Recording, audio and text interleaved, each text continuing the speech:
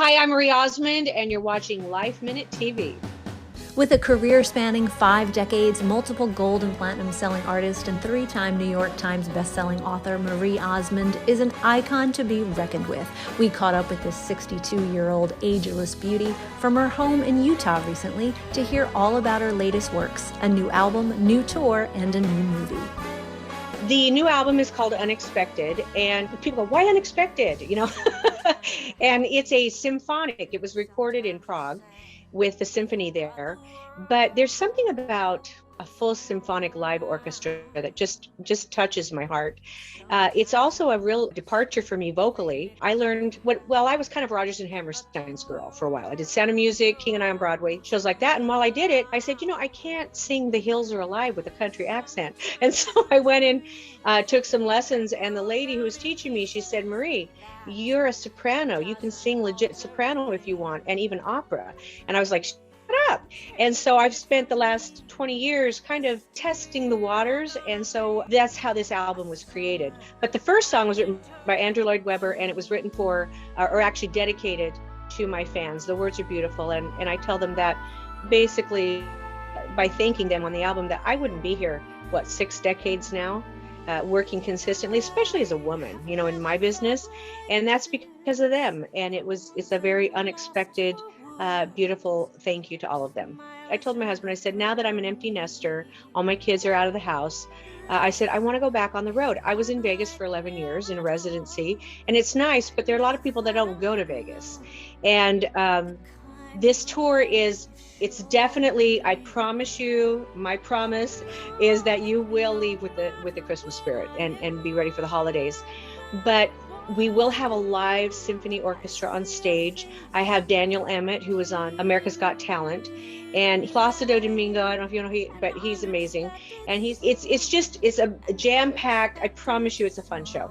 And yes, of course, I'll do Paper Roses and Meet Me in Montana, and those songs that were super, life-changing for me. I was 12 and a half when I recorded Paper Roses. That was my first number one record. But I also will sing some big numbers, like a flower duet. I have sung so many duets with singers throughout my life. I know it's over 600. So I don't know, I'm saying I'm going to be in the Guinness Book of World Records, but I just think my fans are the best. And I have picked up fans along the way. So I have a real eclectic audience, and I know that I wouldn't be here today if it weren't for them. Fiancé for Christmas is going to be on December the 9th. This is the third movie. I actually produced this one, but it's fun. It's not your typical 2-character and some color commentary.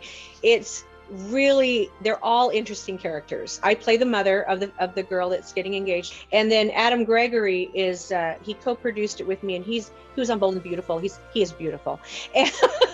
But the story is fun, and pull up your popcorn, create a tradition. It's another thing to bring people together. Those are the things I like to do now, things that invite love and happiness and unity. Yet, with all of her success, she considers her kids and grandkids her greatest accomplishment in life. My greatest success are my 8 children. That they're the best. I believe women can do everything in life they want to do. Raising 8 children, that's definitely, as they go through their struggles and trials, it grows you up really quick. And now I have 8 grandchildren.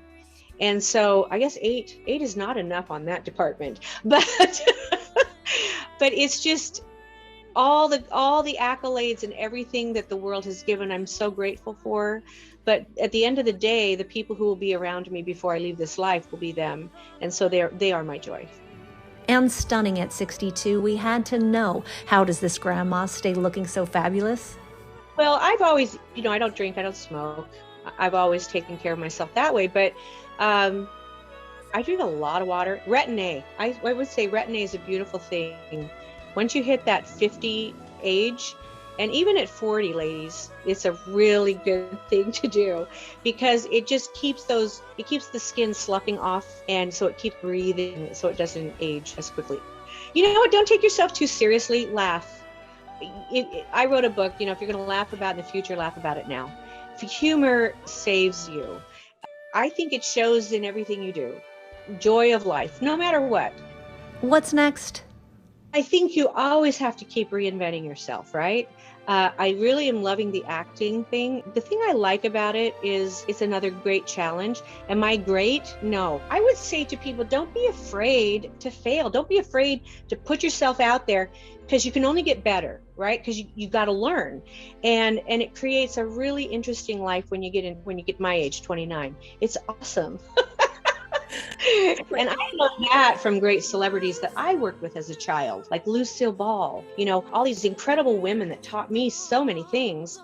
But I listened to her, and she was, one of the first women that owned her own studio. And so I love strong women, but there's so many, we are so blessed to do whatever we want nowadays. And so the world is yours. Go for it. To hear more of this interview, visit our podcast, LifeMinute TV, on iTunes and all streaming podcast platforms.